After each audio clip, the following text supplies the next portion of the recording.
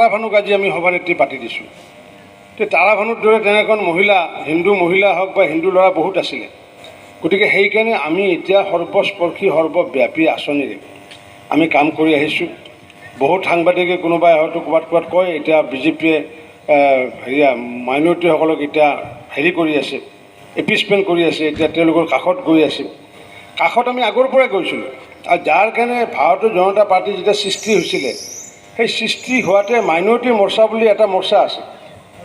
1980 চনত যেতিয়া ভাৰতীয় জনতা পাৰ্টি জন্ম হয়, তেতিয়া তাতে 4-5টা মৰ্চা আছিলে। এটা যুৱক মৰ্চা, এটা কিষাণ মৰ্চা আছিল, এটা মহিলা মৰ্চা আছে, এটা OBC মৰ্চা আছে, এটা ST মৰ্চা আছে।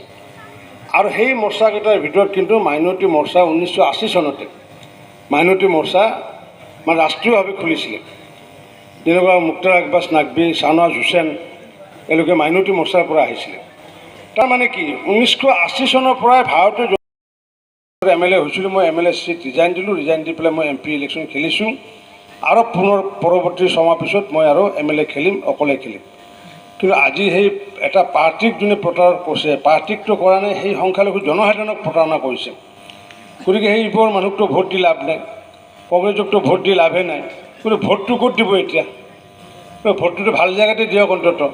গতিকে সেইকাৰণে চুক মানহা মানুহে যাতে আমাৰ লগত যাতে থাকে, তাকে মই আহ্বান জনাই মই মোৰ বক্তব্য শেষ।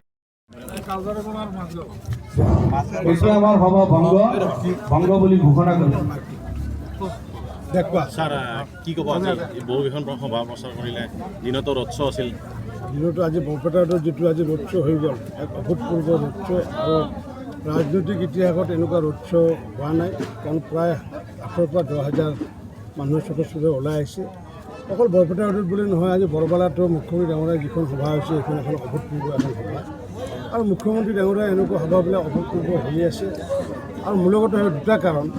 এটা হৈছে প্ৰধানমন্ত্ৰী ডাঙৰীয়াৰ যিটো সবকে সাথ সবকে বিকাশ, আৰু সবকে সাথ সবকে বিকাশত আচলতে সকলোকে চুই গৈছে, সংখ্যাগুৰু হওক বা সংখ্যালঘুৱে হওক।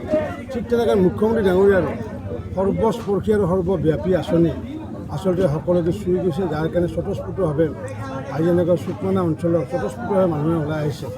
আমি মাতা নাই, কিন্তু আমাক মাতিছে যে এখন সভা এখন কৰিব লাগে। ঠিক তেনেকৈ মাজগাঁও অঞ্চলতো আজি আমাক মাতিছে।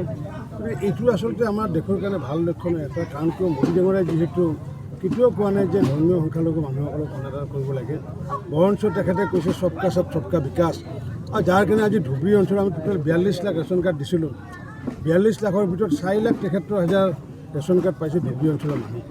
আৰু এই ধুবুৰী অঞ্চলত যিহেতু আমি জানো 80% মাইনৰিটি মানুহ, তো 4,73,000ৰ ভিতৰত 4 লাখ পাইছে ধৰ্মীয় সংখ্যালঘু মানুহে পাইছে। এই ৰেচন কাৰ্ড পোৱাৰ লগে লগে তেওঁলোকে আগন্তুক দিনত পাব আয়ুষ্মান ভাৰতৰ কাৰ্ড পাব, অৰুণোদয় পাব, ইঞ্চুৰেঞ্চ পাব। গতিকে এইখিনি কৰিবলৈ যাওঁতে আমাক কেতিয়াও কোৱা নাই প্ৰধানমন্ত্ৰী ডাঙৰীয়া হওক বা মুখ্যমন্ত্ৰী ডাঙৰীয়াই যে এইটো অকল হিন্দু মানুহকে দিব লাগে। গতিকে আমি সকলোকে দিয়াৰ কথাহে বৰঞ্চ তেওঁ কৈছিলে। গতিকে যাৰ কাৰণে স্বতঃস্ফূৰ্তভাৱে মানুহ ওলাই আহিছে, চুকমানাটো ওলাই আহিছে। মইতো জানো এইটো কথা যে আজি চুকমানা অঞ্চলে হওক বা সমগ্ৰ বৰপেটা লোকসভাত ইমানখিনি আমাৰ প্ৰতি ফণীভূষণ চৌধুৰী ডাঙৰীয়াৰ প্ৰতি যিমান মানুহৰ আস্থা বিশ্বাস আছে, কাৰণ তেওঁ 8বাৰকৈ MLA। ভাৰতবৰ্ষত মই তেনেকৈ এটা সমষ্টিৰ পৰা 37 বছৰ MLA মই শুনা নাই। গতিকে নিশ্চিত ওপৰত আমি 3 লাখতকৈ অধিক ভোটত আমি জিকিম। আৰু এই জয়ৰ লগত চুকমানা বাকী ৰাইজৰো অংশগ্ৰহণ থাকিব। ছাৰ গৌৰৱ গগৈ যোৱাকালি টিহুত এটা কথা গৌৰৱ গগৈ কৰা নাই। কংগ্ৰেছে আসনটো মই এতিয়ালৈকে মই দেখা নাই, তথাপি হয়তো এখন পোৱাৰ সম্ভাৱনা আছে। মিছা নকওঁ, কোনখন এখন লয় এইটো মই এতিয়া নকওঁ। ছাৰ প্ৰদ্যুৎ বৰদলৈয়ে বিজেপিৰ শাসনক শিয়ালৰ আখ্যা দিছে ছাৰ যোৱাকালি, কি ক'ব এই বিষয়ে? ভাল পাইছোঁ, ধন্যবাদ দিছোঁ, ধন্যবাদ জনাইছোঁ। আজি কি ক'ব 14খন আসনৰ ভিতৰত কিমানখন পাব? আজি পীযুষ হাজৰিকাই কৈছে মানে 0 কংগ্ৰেছৰ ফলাফল। আপোনাৰ কেনেকুৱা? মই সেইটো নকওঁ। মই ক'ম যে এখন হয়তো কংগ্ৰেছে পাব বা নাপাব পাৰে, 50-50 চান্স আছে। দ্বিতীয়তে যদি গোটেইখিনি যদি পৰ্যবেক্ষণ আমি কৰোঁ, নট লেছ দেন 12, 12ৰ তলত নহয়। বৰ্তমানৰ সভাপতি ভৱেশ কলিতা আৰু আপোনাক মানে গৌৰৱ গগৈ দেখা পোৱা নাই সভাত, এই যোৱাকালি কৈছে।